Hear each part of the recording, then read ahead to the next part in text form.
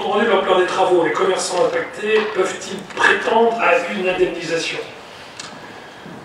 J'en ai déjà reçu, hein, j'ai reçu quelques commerçants, j'ai eu l'occasion de les voir, ils m'ont tous parlé un petit peu de cette capacité à donner une indemnisation. C'est pas si évident que ça paraît. J'ai demandé justement à ce qu'on puisse regarder de très près quelle est la perspective. Je sais que j'ai entendu dire hein, que certaines villes, Pontivy avait été dans ce cadre-là.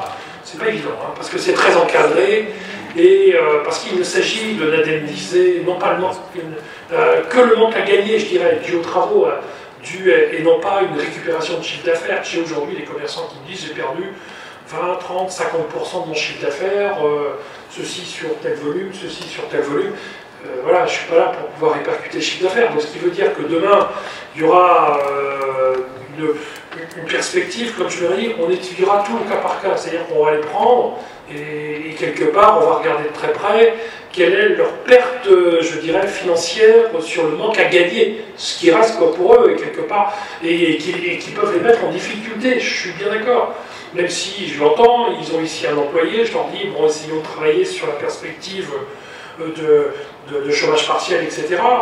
Tout le monde ne le souhaite pas, pour des questions qui leur incombent, hein, et qui sont tout à fait louables. Bon, c'est un petit peu dans ce sens-là, donc on fera du cas par cas. Je ne peux pas dire qu'aujourd'hui, on a une enveloppe financière d'attribuer et qu'on va raser gratis, je dirais, chez tout le monde. C'est pas comme ça que ça marche. Il faut véritablement qu'on le fasse. Et là, en quel cas, on aura la perspective. J'ai regardé si d'un point de vue administratif, c'était jouable. Oui, c'est jouable, mais il nous faut des bilans comptables, il nous faut des éléments qui soient assez probants en la matière. Côté de ça, voilà, je suis prêt à l'entendre et à discuter avec tout un chacun sur ces choses. On essaie de pousser au maximum les travaux pour qu'ils soient faits le plus vite possible, le mieux possible. On sait que ça incombe sur la fréquentation, c'est évident. Le Covid est passé par là, déjà c'était une première couche. La deuxième couche, elle arrive avec la gêne occasionnée par justement les difficultés d'accès au commerce, ainsi que bien entendu les difficultés de parking. Je dirais, malheureusement, les plus armelènes n'échappent pas à la règle, s'ils ne se garent pas juste à côté de la vitrine, ils n'y vont pas trop. Ah, c'est un petit peu ça. Voilà, donc on va prendre en compte ces choses et regarder le cas par cas.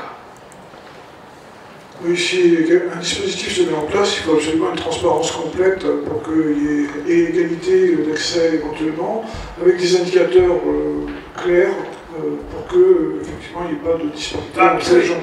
Ce ne sera certainement pas de copinage. Vous savez, il y a deux méthodes. Il y a la méthode amiable et la méthode judiciaire, avec le tribunal administratif. Ça existe, hein, c'est tout à fait jouable. Je ne crois pas que ce soit l'intérêt de quiconque de passer par le judiciaire. Moi, je privilégie l'amiable.